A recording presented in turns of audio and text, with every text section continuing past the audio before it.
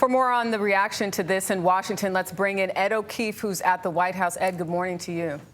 Jerika, good morning. There's been no response from the president or the White House just yet. We may hear from him or from aides later this morning, but there's been a strongly worded statement overnight from House Speaker Nancy Pelosi and Senate Majority Leader Chuck Schumer, saying together in part that several of these conservative justices have lied to the U.S. Senate, ripped up the Constitution, and defiled both precedent and the Supreme Court's reputation.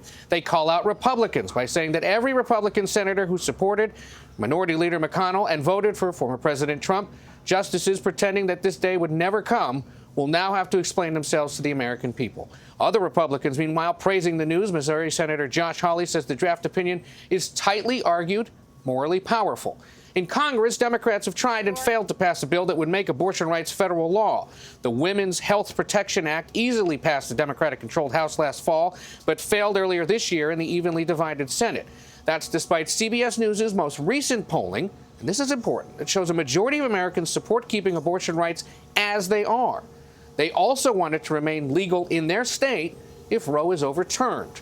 Now remember, an end to federal abortion rights will kick this issue back to the states, which is going to put a huge emphasis now on big governor's races in several states across the country that are also likely to be presidential battlegrounds in 2024. Arizona, Georgia, Wisconsin, Pennsylvania, Michigan. Democratic candidates in those states overnight saying abortion rights now central to their election campaigns.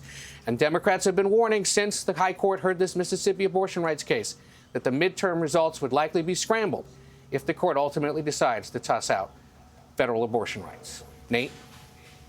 Ed, thank you.